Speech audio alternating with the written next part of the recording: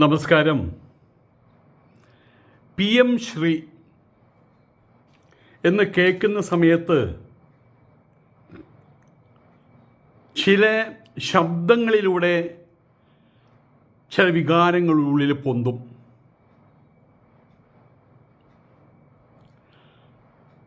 പലപ്പോഴും പല മൃഗങ്ങൾക്ക് പേരിടുന്നത് അവരെ ശബ്ദം കൂടി ഉള്ളിൽ അതും കൂടി കണ്ടുകൊണ്ടാണ് അത്ര പണ്ടത്തെ ആളുകൾ, വളരെ പണ്ടത്തെ ആളുകൾ,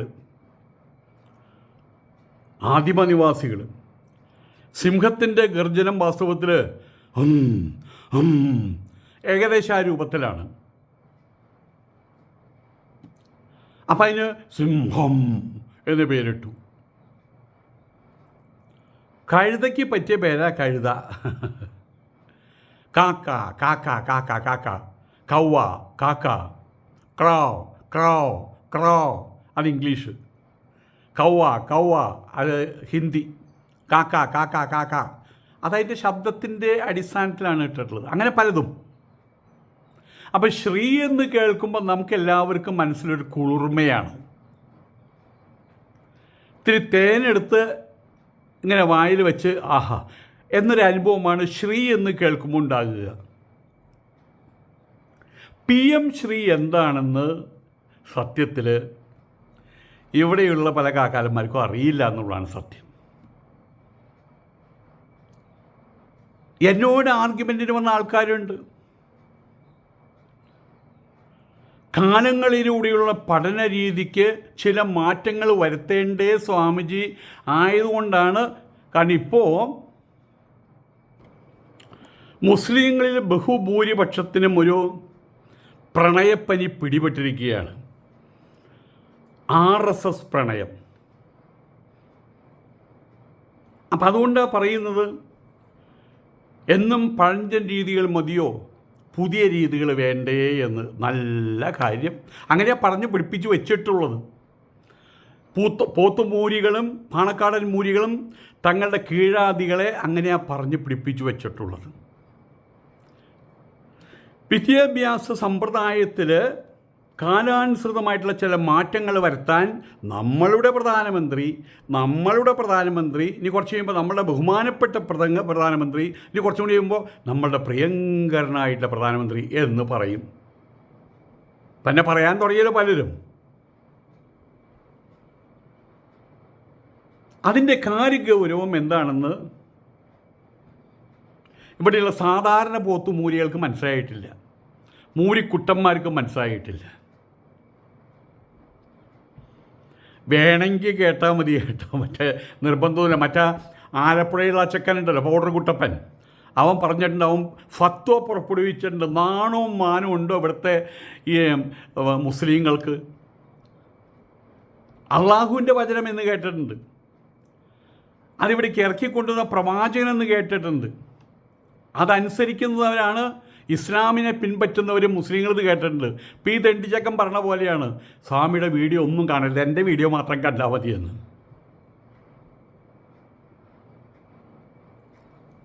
കാണണ്ടടോ, കാണണ്ട. നിങ്ങളൊരു കാര്യം മനസ്സിലാക്കണം. ആദ്യം കാണേണ്ടത്, ആദ്യം കേൾക്കേണ്ടത്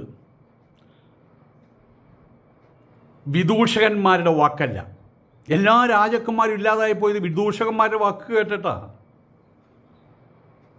തങ്ങളുടെ ശത്രുക്കൾ പറയുന്നതും കേൾക്കണം, വിമർശനങ്ങൾ കേൾക്കണം. അപ്പോഴാണ് നമ്മുടെ തനത് സ്വരൂപം മനസ്സിലാക്കാൻ കഴിയുള്ളൂ. നമുക്കൊരു തെറ്റ് പറ്റിക്കഴിഞ്ഞാൽ നമ്മുടെ വിദൂഷകന്മാരത് പറയില്ല, പക്ഷെ ശത്രുക്കളത് പ്രത്യേകം ചൂണ്ടിക്കാണിക്കും. അപ്പോഴാണ് നമുക്ക് മനസ്സിലാവുക കാര്യങ്ങൾ. കേൾക്കണേ കേട്ടാൽ മതിയടോ. ചെറുപ്പത്തിലെ പിടികൂടുക, ചെറുപ്പത്തിലെ തന്നെ വരിഞ്ഞ് മുറുക്കുക എന്ന് ഹിറ്റ്ലറുടെ വചനമാണിത്. അദ്ദേഹം പ്രസംഗിക്കുന്ന സമയത്ത് മുഴുവൻ കൈകളും കാലുകളും ഇട്ട് ഇളക്കി ഭയാനകമായിട്ടുള്ള ശബ്ദത്തിലാണ് പ്രസംഗിക്കുക.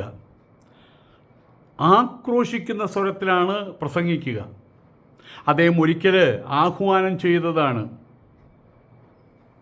ചെറുപ്പത്തിലെ പിടികൂടുക. ചെറുപ്പത്തിലാണെങ്കിൽ നമുക്ക് വളയ്ക്കാം, പിരിക്കാം. പ്രായം ചെന്ന് കഴിഞ്ഞാലോ വളയ്ക്കാൻ പറ്റില്ല, ഒടിക്കാനേ പറ്റുള്ളൂ. ഏതായാലും ആ ഒരു സിസ്റ്റം മനസ്സിൽ വെച്ചുകൊണ്ട് അദ്ദേഹത്തിൻ്റെ നാസി പട്ടാളക്കാരെ പ്രത്യേക പരിശീലനം കൊടുത്ത് കുഞ്ഞുങ്ങളുടെ ക്ലാസ് മുറികളിലേക്ക് പറഞ്ഞയക്കും. അവിടെ വെച്ച് മസ്തിഷ്ക പ്രക്ഷാളനം നടത്തും.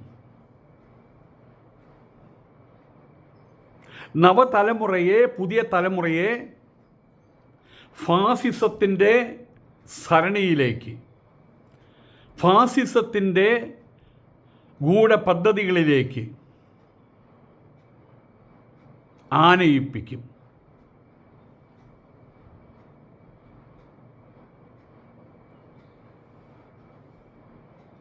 രക്തവിശുദ്ധിയുടെ മഹാത്മ്യം. ഞങ്ങൾ മാത്രമാണ് ശരി, ആര്യൻ സമ്പ്രദായമാണ് ശരി, ബാക്കിയെല്ലാം തെറ്റാണ്.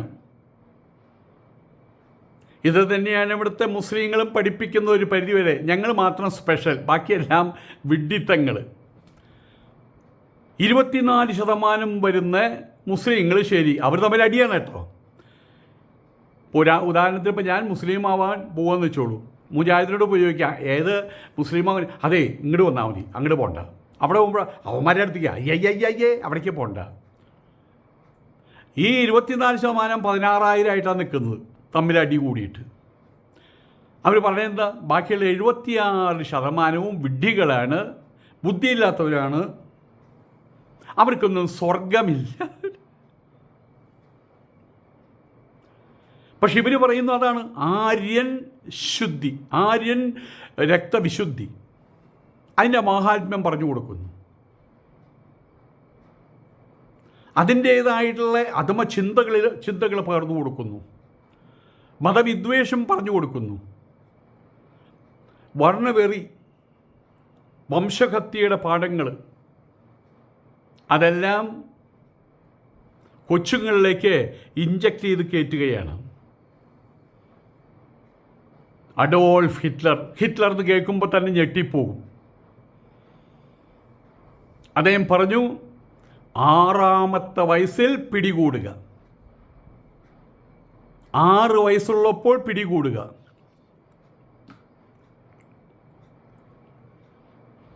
പത്ത് വർഷം അവനെ പഠിപ്പിക്കുക, അവൻ്റെ ആന്തരികവും ഭൗതികവുമായിട്ടുള്ള അവസ്ഥകളെ വളച്ചൊടിച്ച് പിരിച്ച് ചതച്ച് തങ്ങളുടേതായിട്ടുള്ള പ്രോഗ്രാമുകളിലേക്ക് ഫിറ്റാക്കി മാറ്റുക.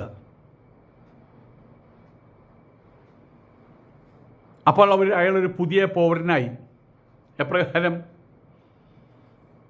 ഹിറ്റ്ലർ ഏതൊരു പൗരസ്വരൂപത്തെയാണോ ഇഷ്ടപ്പെടുന്നത് ആ സ്വരൂപത്തിലായിട്ട് മാറും. 6 വയസ്സിൽ പിടികൂടുന്നർത്ഥം, ചെറുപ്പത്തിലേ പിടികൂടുക.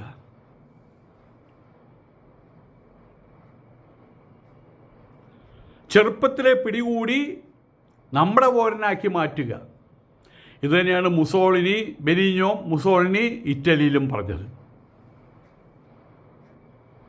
ഫാസിസത്തെ സൃഷ്ടിക്കുന്നതിന് കൊച്ചുങ്ങളെ ആയുധമാക്കുന്നു, വിദ്യാഭ്യാസത്തെ ആയുധമാക്കുന്നു. ഇനി മറ്റൊന്ന്, അങ്ങനെയുള്ള മഹാനായിട്ടുള്ള ഹിറ്റ്ലർ, മഹാത്മാവായിട്ടുള്ള ഹിറ്റ്ലർ നമ്മുടെ മാതൃകയാണ്, നമ്മളുടെ മാതൃകയാണ്. ഹിറ്റ്ലറെ മനസ്സിലാക്കണം, ജർമ്മനിയിൽ നിന്ന് പാഠങ്ങൾ പഠിക്കണം. ആരാ പറഞ്ഞതെന്നറിയോ? രാഷ്ട്രീയ സ്വയം സേവക സംഘത്തിൻ്റെ 2ാമത്തെ സർസംഘചാലകായിട്ടുള്ള ശ്രീ മാധവ സദാശിവ ഗോൾവാൾക്കർ ഗുരുജി.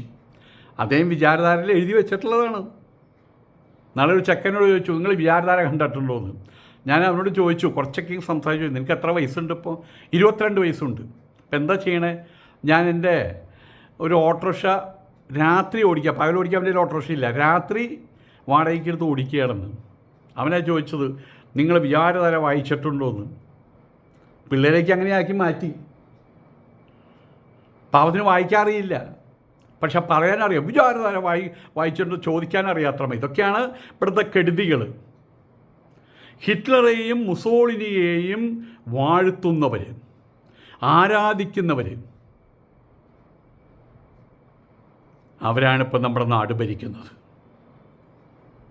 അവരെയാണ് പ്രേമിക്കുന്നതും പ്രണയിക്കുന്നതും ഇവിടുത്തെ മുസ്ലിം നാറികൾ, ഇവിടുത്തെ മുസ്ലിം മൂരികൾ എന്ന് പറയുമ്പോൾ എല്ലാ മുസ്ലിങ്ങളും പറയരുത്. ആരണ്ടോ എല്ലാ മുസ്ലിങ്ങളും പറഞ്ഞത് സംശയമാണ്. ദേ എവിടെ പൂടാ, അവൻ്റെ തലയിൽ പൂടാ പറയുമ്പോൾ തപ്പി നോക്കുന്നവരെ കള്ളന്മാർ. ഈ ലോകത്തിലുള്ള സകല മുസ്ലിങ്ങൾ കള്ളന്മാരെന്ന് പറയുമ്പോൾ കള്ളന്മാരല്ലാത്ത മുസ്ലിങ്ങളൊന്നും വിഷമിക്കേണ്ട യാതൊരു ആവശ്യമില്ല. ഏതായാലും ഇപ്പോൾ അവർ ഭരണത്തിലെത്തി. 100 വർഷം മുൻപ് VD സവർക്കർ പറഞ്ഞ കാര്യമാണ്, വർഗീയ ഫാസിസം തന്നെ. അതിനായിട്ട് ശനൈഹി പദസഞ്ചലനം, പതുക്കെ പതുക്കെ എടുത്ത് കൊട്ടലല്ല, പതുക്കെ പതുക്കെ അടിത്തറയൊരുക്കി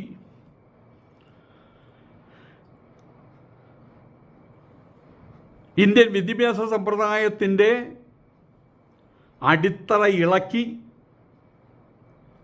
ഇപ്പോൾ ഉന്മാദ നൃത്തമാടുകയാണ്.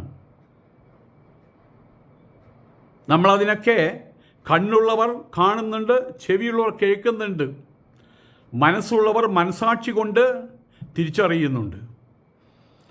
വിദ്യാഭ്യാസത്തിൻ്റെ മതനിരപേക്ഷ, ജനാധിപത്യ, ധാർമ്മിക, സമഭാവന മൂല്യങ്ങളെ എല്ലാം വാക്കത്തി കൊണ്ട് പച്ചക്കറി എരിയണ പോലെ കട്ട ഉള്ളി എരിയണ കണ്ടിട്ടില്ലേ, എന്നിട്ട് അതുപോലെ അരിഞ്ഞു കളഞ്ഞു.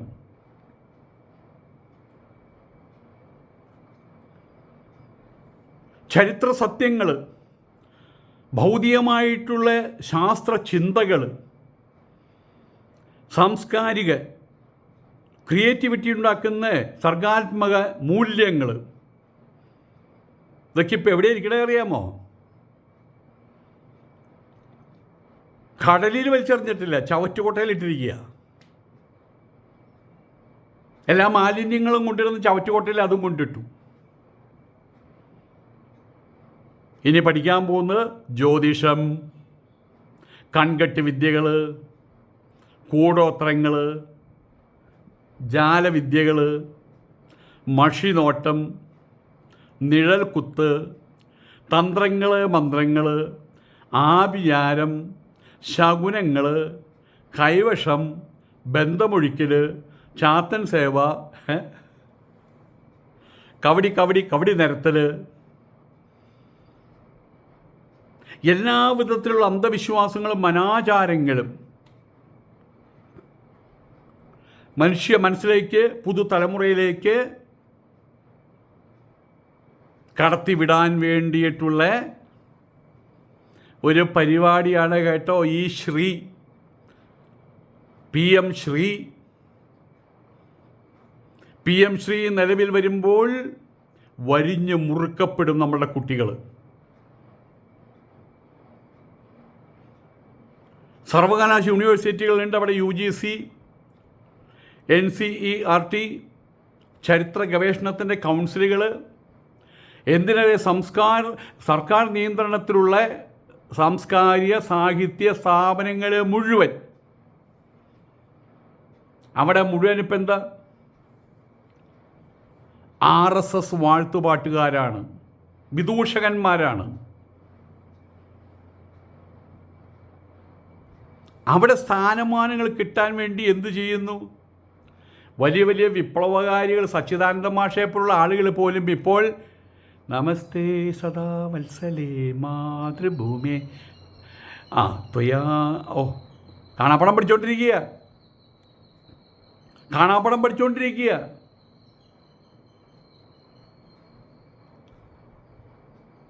ഇനിയും ഒതുങ്ങാൻ തയ്യാറില്ല എന്നർത്ഥം. സ്ഥാനമാനങ്ങൾക്ക് വേണ്ടി സംഘപരിവാരത്തിൻ്റെ ശാഖാ കുടീരങ്ങളിൽ അലയുകയാണ് ഭൈമീ കാമുകന്മാർ, ഭവതി ഭിക്ഷാം ദേഹി എന്നും പറഞ്ഞ്. വർഗീയ ഫാസിസത്തിന് അവർ വേഗത കൂട്ടുന്നു. അവരോടൊപ്പമാണിപ്പോൾ മുസ്ലിം ഭൂരിപക്ഷം. അങ്ങനെയാകുമെന്നുള്ളത് കൊണ്ടാണ്, ആ ഉറപ്പുള്ളത് കൊണ്ടാണ് നേരത്തെ തന്നെ തലയ്ക്കകത്തുള്ള വിവരം പുറത്തേക്ക് പോകാതിരിക്കാൻ വേണ്ടി ഇവിടെയാണല്ലോ 2 ദ്വാരങ്ങൾ അത് മുറുക്കി കെട്ടി വെച്ചിരിക്കുകയാണ്. അനാവശ്യമായിട്ടുള്ള അകത്ത് കയറരുത്, ആവശ്യമുള്ളത് പുറത്തും പോകരുത്. ഞാൻ ഹിന്ദുവാണ്, വേദാന്തം പഠിച്ചവനാണ്, ഉപനിഷത്ത് പഠിച്ചവനാണ്, ഗീത പഠിച്ചവനാണ്, ശങ്കരഭാഷ്യങ്ങൾ പഠിച്ചവനാണ്, പ്രസ്ഥാനത്രയം പഠിച്ചവനാണ്, ശ്രുതി സ്മൃതി ന്യായമെല്ലാം പഠിച്ചവനാണ്, അക്കാഡമിക്കായിട്ട് കൃത്യതയോട് കൂടിയിട്ട്. ആ ബുദ്ധി വെച്ചുകൊണ്ടാണ് പറഞ്ഞത് നിങ്ങളുടെ വഴി ശരിയല്ലെന്ന് പറഞ്ഞത്. മുസ്ലിങ്ങളുടെ വഴി, മുസ്ലിം സംസ്ഥാനങ്ങളുടെ വഴി, പാണക്കാട്ട് മൂരികളുടെ വഴി, അവരെ അടിമകളുടെ വഴി, മുസ്ലിം ലീഗിൻ്റെ വഴി തെറ്റാണെന്ന് പറഞ്ഞു. എന്നിട്ട് ഞാൻ കാത്തിരുന്നു. രാത്രി ഒരു സമയമുണ്ടല്ലോ, ഇരുട്ട് വെളിച്ചമാകാനും വെളിച്ചം ഇരുട്ടാവാനും ഒരു സമയമുണ്ടല്ലോ, കാത്തിരുന്നു. പക്ഷേ ഇപ്പം സംഭവിച്ചത് എന്താ? മാസം 1 തികഞ്ഞില്ല, അപ്പോഴേക്കും തനി നിറം പുറത്തു വന്നു. ഈ സർക്കാർ സംഘപരിവാറിന് ചുവപ്പ് പരവതാനി വിരിക്കുകയാണ്. ഇപ്പം എല്ലാവർക്കും മനസ്സിലായി കഴിഞ്ഞു. എന്നാലും സ്വാമിയുടെ മുഖത്ത് പോയി ചിരിക്കാൻ, സ്വാമി നമസ്കാരമെന്ന് പറയാൻ മനസ്സനുവദിക്കുന്നില്ല. അത്രത്തോളം എന്നെ ദ്രോഹിച്ചല്ലോ, എനിക്ക് വേണ്ടപ്പെട്ട ആളുകൾ വരെ എന്നെ ദ്രോഹിച്ചല്ലോ. അതുകൊണ്ട് ഇനി അവർക്ക് സ്വാമി പറഞ്ഞൊക്കെ ശരിയായിരുന്നു കേട്ടോ എന്ന് പറയാൻ അവർക്കൊരു വൈക്ലഭ്യം, അതെന്തിലാകട്ടെ. ഹിറ്റ്ലർ തൻ്റെ ആത്മകഥയുണ്ട്, മെയിൻ കാഫ് എന്നാണ് അതിൻ്റെ പേര്. 2 ഭാഗമാണത്, 2 3 ഭാഗമാണ്. അതിൽ എഴുതി വച്ചിരിക്കുകയാണ്, ബുദ്ധിപരവും നിരന്തരവുമായ പ്രചാരണ പ്രവർത്തനങ്ങളിലൂടെ, അതാണ് ഗീബൽസ് തന്ത്രം, സ്വർഗത്തെ നരകമായും നരകത്തെ സ്വർഗമായും ജനങ്ങൾക്ക് കാണിച്ചു കൊടുക്കാനാകും. PM ശ്രീ കേൾക്കുമ്പോൾ എന്ത് മനസ്സിനെ ഹരിക്കുന്ന ഭാഷയാണല്ലേ PM ശ്രീ. ഘാട്ടുകാരാണെന്നൊക്കെ കേൾക്കുമ്പോൾ നമുക്ക് പേടിയാണ്. ഇതെന്താ PM ശ്രീ? അങ്ങനെയാണ് ബുദ്ധിപരവും അതോടൊപ്പം നിരന്തരവുമായ പ്രചാരണ പ്രവർത്തനങ്ങളിലൂടെ നരകത്തെ സ്വർഗമാക്കുന്നത്, സ്വർഗത്തെ നരകവുമാക്കും. പ്രചാരണം ആരുടെ നേരെയാണ് തൊടുത്ത് വിടേണ്ടത്? അത് വലിയൊരു ചോദ്യമാണ്. ശാസ്ത്രീയമായിട്ടുള്ള പരിശീലനം സിദ്ധിച്ച് ബുദ്ധിജീവികളുടെ നേരെ വേണം. ആ പ്രചാരണം ചിലപ്പോൾ അവരെ ഇല്ലാതാക്കലായിരിക്കും. കൂടുതലും വിദ്യാഭ്യാസം കുറവായിട്ടുള്ള പോത്തുകൾ, വിദ്യാഭ്യാസം കുറവായിട്ടുള്ള മൂരിക്കുട്ടന്മാർ, അവരെ ലക്ഷ്യം വെച്ചുകൊണ്ടായിരിക്കണം കൂടുതലും. എല്ലാ പ്രചാരണവും സംഘടിപ്പിക്കേണ്ടത് പൊതുജനത്തെ ലക്ഷ്യം വെച്ച് മാത്രമാണ്. അപ്പോൾ ശാസ്ത്രീയമായിട്ടുള്ള പരിശീലനം സിദ്ധിച്ച്, അക്കാഡമിക് ക്വാളിഫിക്കേഷൻ സിദ്ധിച്ച വലിയ വലിയ ആൾക്കാരെ അവരെ മാത്രം വിളിച്ച് അവരെ വായിലേക്ക് അവർ ലഡ്ഡൂട്ട് കൊടുക്കും. അതാണ് കണ്ടത്. മോഹൻ ഭാഗവത് കഴിഞ്ഞ പ്രാവശ്യം വന്നപ്പോൾ എന്താ ചെയ്തത്? നിങ്ങളെ വിളിച്ചോ, എന്നെ വിളിച്ചോ, ഇവരെ വിളിച്ചോ? ഇല്ല. സമൂഹത്തിൽ ഔന്നത്യമുള്ള ആൾക്കാരെ വിളിച്ച് അവർക്കെല്ലാവർക്കും തേൻ പുരട്ടി കൊടുത്തു. അവരെല്ലാവരും ശാന്തരായി. പിന്നെയുള്ളത് ആരാ? ഏഴാംകൂലികളായിട്ടുള്ള സാധാരണക്കാർ, തലയ്ക്കകത്ത് ചെളിയുള്ള പന്നിക്കുട്ടന്മാരും മൂരിക്കുട്ടന്മാരെയും പോലുള്ള ആളുകൾ. അവരെ കൈകാര്യം ചെയ്യാൻ PR വർക്ക് മാത്രം മതിയല്ലോ. ജനസമ്മതിയെ എളുപ്പത്തിൽ നേടിക്കെടുക്കാൻ ഉതകും വിധത്തിൽ ലളിതമായിട്ടുള്ള ഭാഷയിലൂടെ ഒന്നിനും കൊള്ളാത്തൊരുത്തൻ തൃശ്ശൂരിൽ വന്ന് അവിടെയുള്ള പെണ്ണുങ്ങളോട് പറഞ്ഞു, ഞാൻ ഈ തൃശ്ശൂരെങ്ങ് എടുക്കുക, കൊടുത്തല്ലോ. ലളിതമായിട്ടുള്ള ഭാഷയിൽ നിങ്ങൾ കൊടുത്തല്ലോ. ഇതൊക്കെ തന്നെയാണ് ഇവർ ചെയ്തുകൊണ്ടിരിക്കുന്നത്. എതിർപക്ഷത്തെ എല്ലാ ദുഷ്ടതകളും അങ്ങനെ എന്തെങ്കിലും ഉണ്ടെങ്കിൽ അതിനെ വലുതാക്കി കാണിക്കണം. ഇന്നിപ്പോൾ കേരളത്തിൻ്റെ മുക്കിലും മൂലയ്ക്കിലും ഇരുന്നിട്ട് ഈ മൂരികൾ കാലത്തെഴുന്നേറ്റ് തുടങ്ങും പച്ചത്തറി ഗുണ്ടായിസം. ഇപ്പോൾ അവരുടെ പ്രധാനപ്പെട്ട ലക്ഷ്യം വെള്ളാപ്പള്ളി നടേശനാണ്. അദ്ദേഹത്തിൻ്റെ ഓരോ വാക്കുകളും ഓരോ നോക്കുകളും അവർ സുകുമാരൻ നായർ, പിന്നെ ഞങ്ങളെപ്പോലുള്ള സത്യം മാത്രം വിളിച്ചു പറയാൻ ഇഷ്ടപ്പെടുന്ന ആളുകൾ, അവരാണ് ഇവരുടെ ലക്ഷ്യം. അവരുടെ കാര്യങ്ങൾ പറയുമ്പോൾ എന്താ, പാണക്കാടന്മാർ സത്യസന്ധന്മാരാണെന്ന് എല്ലാവർക്കും അറിയാമല്ലോ. അവർ നീതി വിട്ട് സത്യം വിട്ട് ഇസ്ലാമിനെ മാറ്റി നിർത്തി ദീനിനെ മുറുകെ പിടിച്ചുകൊണ്ട് മുന്നോട്ട് പോകുന്നതാണെന്ന് എല്ലാവർക്കും അറിയാമല്ലോ. എന്നാൽ വെള്ളാപ്പള്ളിയോ കള്ളൻ കള്ളൻ കള്ളു കച്ചവടക്കാരൻ കള്ളു കച്ചവടക്കാരൻ കള്ളൻ കള്ളൻ കള്ളു കച്ചവട ഇതാണ് ഏകപക്ഷീയമായിട്ടുള്ള പ്രചാരണം. ഞങ്ങളെല്ലാം ശരി, ഞങ്ങൾ ചെയ്യുന്ന എല്ലാം ശരി, അപ്പുറത്തോ ഒരു ശരിയുമില്ലാതെ ദുഷ്ടത്തരം മാത്രം കാണിക്കുന്ന ആളുകൾ. ആശയപരമായിട്ടുള്ള മാറ്റങ്ങൾ അവരുടെ ഭാഗത്ത് നിന്ന് വന്നാലും ഈ രീതിയിലുള്ള പ്രചാരണത്തിന് മാറ്റം വരുത്തരുത്.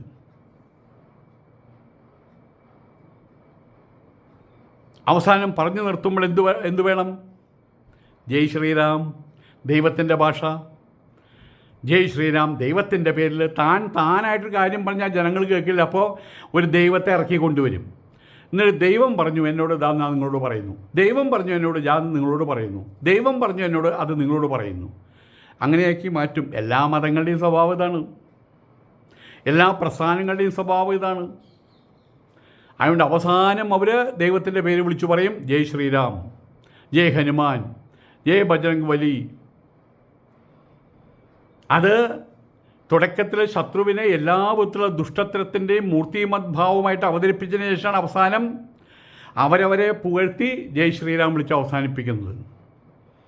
ഹിറ്റ്ലറുടെ ഈ ഒരു സിസ്റ്റം ആപ്തവാക്യമാക്കിയിട്ട് അവരുടെ മഹനീയമായ സരണിയാക്കി മാറ്റിയിട്ട് അതിനെ മാറോട് ചേർത്ത് വെച്ച് അതൊരു മുദ്രയായിട്ട് കൊണ്ടു നടക്കുന്ന സംഘപരിവാര ശക്തികൾ ഈ 1999 ഈ ഭാരതഭൂമിയിൽ അധികാരത്തിലെത്തുന്നതിന് മുമ്പേ തന്നെ അവരുടെ നിയന്ത്രണത്തിലുള്ള വിദ്യാഭ്യാസ സ്ഥാപനങ്ങളിൽ അവർ വിത്തുകളിട്ടു. മതവിദ്വേഷത്തിൻ്റെ, വർണ്ണവെറിയുടെ, അറപ്പിൻ്റെ, വെറുപ്പിൻ്റെ ദുഷ്ടപാഠങ്ങൾ വെറുപ്പുകളായിട്ട് അവർ വിതറി തുടങ്ങിയിരുന്നു. അധികാരലബ്ധി ഉണ്ടായപ്പോൾ അതൊന്നുകൂടി മൂത്തു. പിന്നെ സരസ്വതി വിദ്യാഭവൻ, ഭാരതി വിദ്യാഭവൻ, സരസ്വതി ശിശു മന്ദിരങ്ങൾ, അവിടെ എല്ലായിടത്തും ഈ വിഷലിപ്തമായിട്ടുള്ള വിത്തുകൾ വിതറാൻ തുടങ്ങി. RSSൻ്റെ ശിശുമന്ദിരങ്ങൾ പ്രസിദ്ധീകരിച്ച് ഒരു പുസ്തകമുണ്ട്. ആ പാഠപുസ്തകം ഗൗരവ് ഗാഥ, ഗാഥ എന്ന് പറഞ്ഞാൽ പാട്ട്, ഗൗരവ് ഗാഥ എന്ന് പറയും. അതിൽ എഴുതിയിട്ടുണ്ട്, പാഠപുസ്തകത്തിൽ എഴുതിയിട്ടുണ്ട്, മുസ്ലിങ്ങൾ അപരിഷ്കൃതരാണ്, ആക്രമണകാരികളാണ്. അവരുടെ കയ്യിൽ ഒരു കയ്യിൽ വാളും മറുകൈയിൽ ഖുറാനുമാണുള്ളത്. അവർ ഹൈന്ദവ ദേവാലയങ്ങൾ തകർക്കുന്നു, ദേവീദേവന്മാരെ അവഹേളിക്കുന്നു, അവരുടെ വിഗ്രഹങ്ങൾ കൊള്ളയടിക്കുന്നു. ഹിന്ദു എന്നതിൻ്റെ ഓപ്പോസിറ്റ് വേഡ് ഇസ്ലാം ആണെന്ന് പഠിപ്പിക്കുന്നവർ മതപഠനത്തെ മറയാക്കുന്നു. മറയാക്കിയിട്ട് അവരുടെ സവർണ പൗരോഹിത്യ ഹിന്ദുത്വ അജണ്ടകൾ,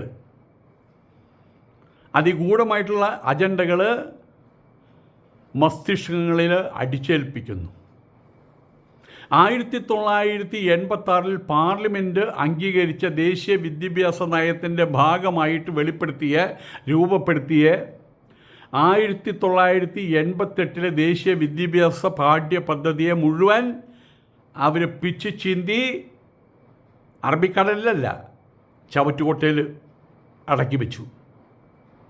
1935 മുതൽ പ്രവർത്തിച്ചു വരുന്ന കേന്ദ്ര വിദ്യാഭ്യാസ ഉപദേശക സമിതി, central advisory board for education, CABA, അതിൻ്റെ അംഗീകാരമൊന്നുമില്ലാതെ അവരുമായിട്ട് ചർച്ച ചെയ്യാതെ ആണ് ദേശീയ വിദ്യാഭ്യാസ നയത്തെ അട്ടിമറിച്ചത്. ഇപ്പോൾ നരേന്ദ്രമോദി സർക്കാർ അത് കൂടുതൽ മതതീവ്രത മുന്നിൽ നിർത്തിയിട്ട് ദേശീയ വിദ്യാഭ്യാസ നയത്തെ അടിമുടി അലകും മാറ്റി പിടിയും മാറ്റി. കേന്ദ്രത്തിൽ കോൺഗ്രസും കേരളത്തിൽ UDFും ഇങ്ങനെ അതിദൂരവ്യാപകമായിട്ടുള്ള പ്രത്യാഘാതമുണ്ടാക്കുന്ന ഈ നയവ്യതിയാനത്തെ എതിർക്കാൻ അശക്തരായിട്ട് മാറിയിരിക്കുകയാണ്. അഥവാ ഇത് താല്പര്യമില്ലാത്തവരായിട്ട് മാറിയിരിക്കുകയാണ്. എന്താണെങ്കിലും എത്രയാണെങ്കിലും നീ എൻ്റേതല്ലേ മോളെ എന്ന് പറഞ്ഞ പോലെ സംഘപരിവാർ ശക്തികൾ, ഉത്തരേന്ത്യൻ ശക്തികൾ, അതുതന്നെയാണല്ലോ അടിസ്ഥാനപരമായിട്ട് കോൺഗ്രസും. പിന്നെ പ്രതിപക്ഷത്തിരുന്ന് എന്തെങ്കിലും പറയണമല്ലോ.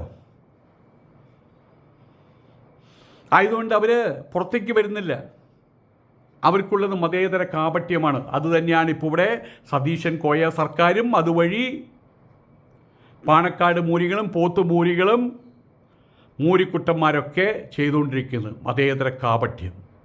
അവരൊക്കെ RSSൻ്റെ ആളുകളായിട്ട് മാറി നിലനിൽപ്പിന് വേണ്ടിയിട്ട്. ഇനിയിപ്പോൾ ദുബായിൽ പോയിട്ടൊന്നും പൈസ ഉണ്ടാക്കാൻ പറ്റില്ല. ഉള്ള പൈസ സുരക്ഷിതമായിട്ട് നിർത്താൻ വേണ്ടി കപ്പം കൊടുക്കുകയാണ് സാമന്തന്മാരുടെ പോലെ RSSന്. പ്രതിപക്ഷത്തായിരുന്ന സമയത്ത് PM ശ്രീ എന്ന് മുഴുവൻ പറയില്ല, അപ്പോഴേക്കും ഓക്കാനിക്കാൻ വരും.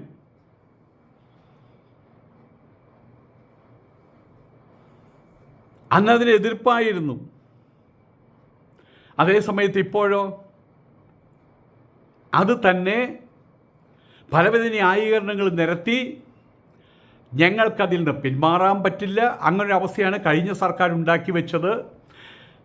പല വളഞ്ഞ പുളഞ്ഞ വഴികളിലൂടെ, സൂത്രപ്പണികളിലൂടെ കൗശലപൂർവം അവർ PM ശ്രീ പദ്ധതി മാന്തിപ്പൊന്തിച്ച് തേച്ച് മിനുക്കി പ്രതിഷ്ഠിക്കാനുള്ള ഒരുക്കത്തിലാണ്.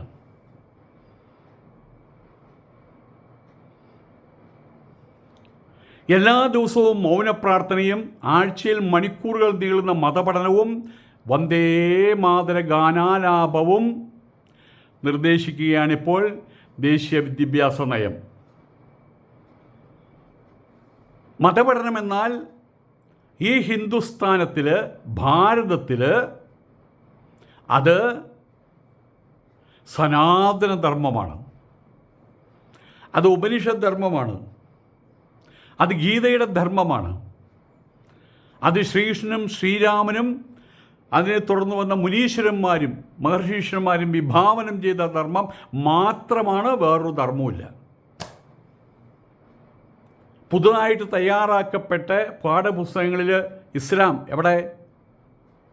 സിഖ്, പാഴ്സി മതങ്ങളും എല്ലാം ബ്ലാക്ക്ഡ് ഔട്ട്. NCERT പാഠ്യപരിഷ്കാരത്തിൻ്റെ ഭാഗമായിട്ട് പ്രസിദ്ധീകരിച്ച രേഖ മതപഠനം മാത്രമാണ് മൂല്യബോധം വളർത്തുവാനുള്ള ഏക വഴിയെന്ന് ഉദ്ഘോഷിക്കുന്നുണ്ട്. ശാസ്ത്രമോ? ശാസ്ത്രത്തിൻ്റെ മൂട്ടിൽ തീ വെച്ച് അതിൽ ചൊവ്വയിലേക്ക് പറഞ്ഞയച്ചു.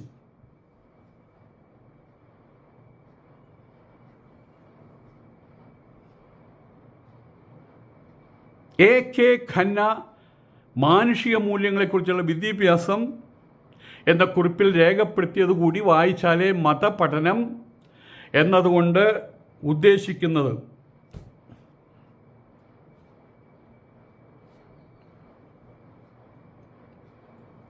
അതിൻ്റെ വ്യാപ്തി മനസ്സിലാക്കാൻ കഴിയൂ.